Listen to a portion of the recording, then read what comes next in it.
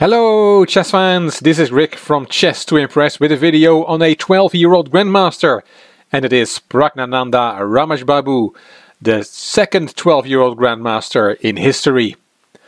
Praggnanandhaa is from India and he became an international master at the age of 10 years and 9 months old. Or should I say 10 years and 9 months young. He is the youngest international master in history. Born on August 10, 2005 meant that to beat Sergei Karjakin's record, who is the youngest Grandmaster in history, he had to become a Grandmaster before March 10, 2018, and I followed his progress as the months went along. What do you need to do to become a Grandmaster? Well, you need to score 3 Grandmaster results in 3 different tournaments, and also your rating has to be above 2500. Praggnanandhaa scored his first Grandmaster norm in the World Junior Chess Championships, the Under-20s, in November 2017. So even though he was only 12, he played in the Under-20s Championship and scored his first Grandmaster norm. The Grandmaster norm is the number of points you have to score in a tournament based on the average rating of your opponents.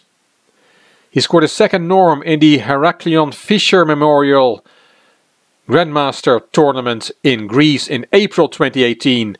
And he scored his third norm in the Grandmaster Open in Italy in June 2018. His rating had also been above 2500 for quite a while, so Praggnanandhaa is a Grandmaster. He will be officially getting the title in the next Olympiad in Batumi in Georgia in September. Wikipedia has already been updated, and here we see the top 10 of youngest Grandmasters in history. Sergei Karjakin. It says Ukraine. When he became a Grandmaster, Karjakin was playing for Ukraine. Nowadays he plays for Russia. There's Praggnanandhaa in second place. Nordibek Abdusattorov. I made a video on him as well when he became a Grandmaster a few months ago. Negi is the second player from India on this list, and the world champion is in 5th place. 2 players from China, Wei Yi and Bu Zhangji. Samuel Sevian is the only United States representative in the top 10, Richard Rapport from Hungary and Temur Rajabov from Azerbaijan. I noticed that a few other chess YouTubers have already covered games from Praggnanandhaa from the Grandmaster Open, where he made his final Grandmaster norm. They mostly showed games from the end of the tournament, so I've picked a different one. We're going to have a look at the game from the second round, where Praggnanandhaa was white and his opponent was Thomas Thiel, a 50-year-old German FIDE master. Let's see how that game went. Praggnanandhaa was white and opened e4, c6, the Caro-Kann from his opponent, d4, d5, and Praggnanandhaa plays the exchange Caro-Kann. C takes d5, and here c4 is the most popular move, but the move that Praggnanandhaa plays is the second most popular, bishop d3. Knight c6. c3 protecting the pawn, and here knight f6 is the main move, but Thiel plays queen c7, h3, g6, knight f3, knight f6, Praggnanandhaa castled, bishop g7, rook e1, Thiel castled, and here bishop g5 is the main move in this variation. Played a number of times before, but Praggnanandhaa plays knight a3. Bishop f5, and that bishop was taken. G takes, a slight concession in the pawn structure for black, but the position is about equal. Knight e5, knight takes, d takes, and here's the first interesting moment. Thiel played his knight that is attacked by the pawn back to d7, but the engine prefers a more active move and wants to play knight e4 instead. Taking the pawn like we see in the game is an option, but then black can take on e5 and doesn't have any problems. The main move from the engine after knight e4 is to kick that knight with f3. And then I just gave the main line from the engine just to show you the variation. Queen b6, that's check, bishop e3, then you can take on b2, f takes e4, queen takes a3, both taking a piece, e takes f5, bishop takes e5, queen g4 check, king h8, and bishop d4. I just show you the main line from the engine, and white is slightly better here. So that could have come on the board after knight e4 in this position. But as said, Teal went back to d7.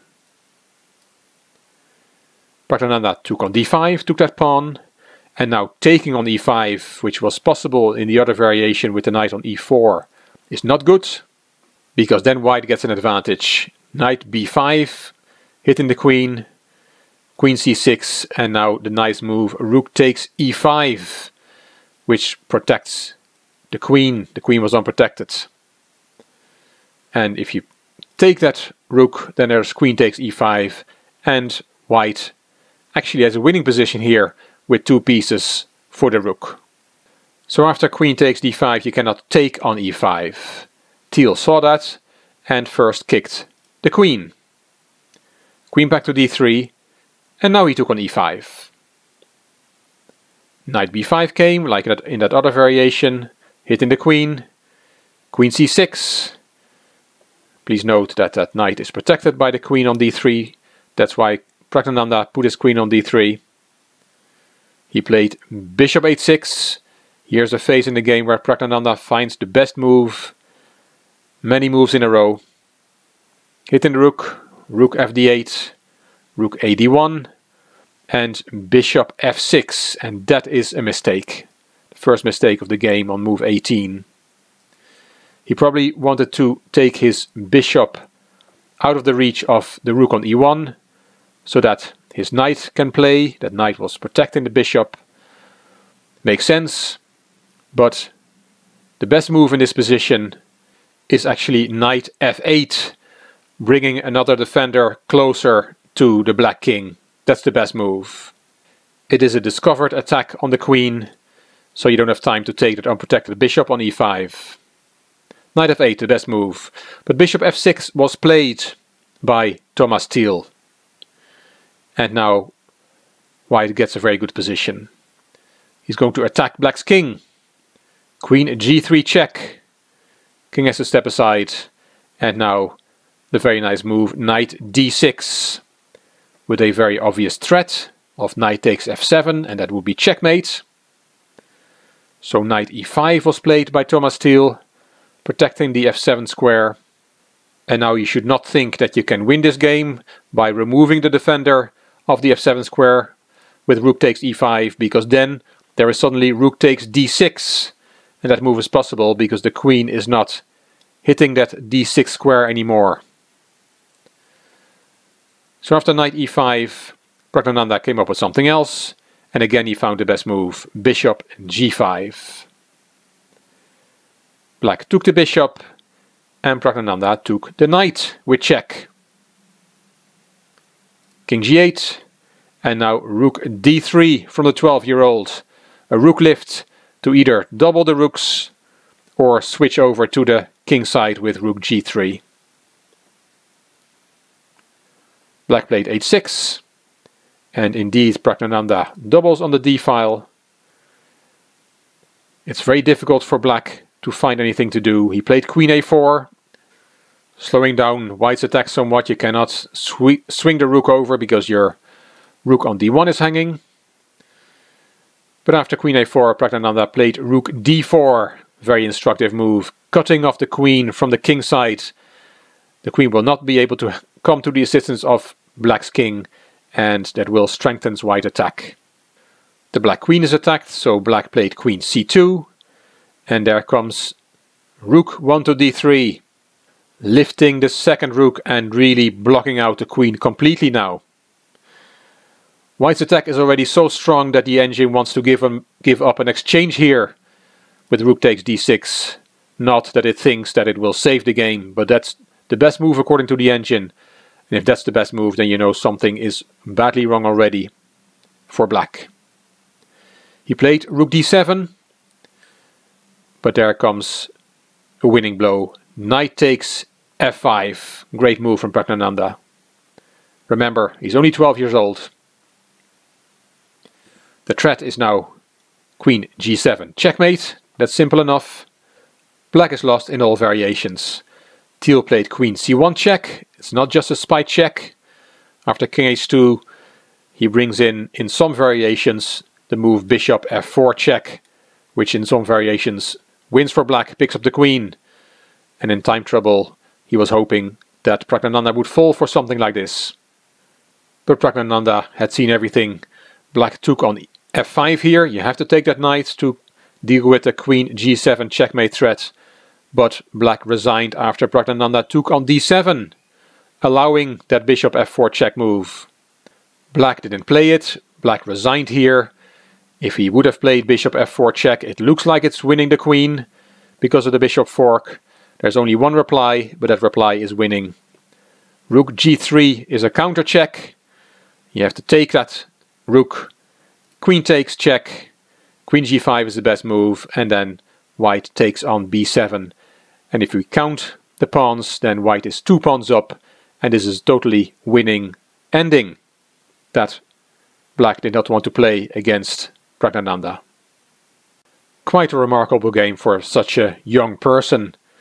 And he's now a Grandmaster, the second youngest Grandmaster in the history of the game. He was the youngest international master, and behind Sergei Karyakin, he's the second youngest Grandmaster. And as is very clear from this game, that boy can play. And this is a picture of myself with that boy from last August, August 2017, when I played in a tournament in the Netherlands, in Vlissingen. And Praggnanandhaa played there as well, on a much higher board than me. And after the last round, I asked for his picture. I could not have dreamt of asking a 12-year-old for a picture, but I did. And he was standing on a chair. I've been following the story of the youngest Grandmaster in history for quite a while. You see here the thumbnails of the videos that I've done on Praggnanandhaa and also on other prodigies. I'll put a link to the playlist in the description box if you want to see those videos. And it will be very interesting to keep following Praggnanandhaa over the coming years. Will he be the new Anand? He comes from the same city as Anand. He has the name Anand in his name. So let's see what will happen. He's a Grandmaster now. Hope you enjoyed this video. If you did, please give it a thumbs up and please subscribe to the Chess to Impress channel. Please leave a comment. I will read them all and I will reply to them all. You also may want to check out my Chess to Progress channel. The link is in the description box. This is Rick for Chess to Impress. Thank you for watching.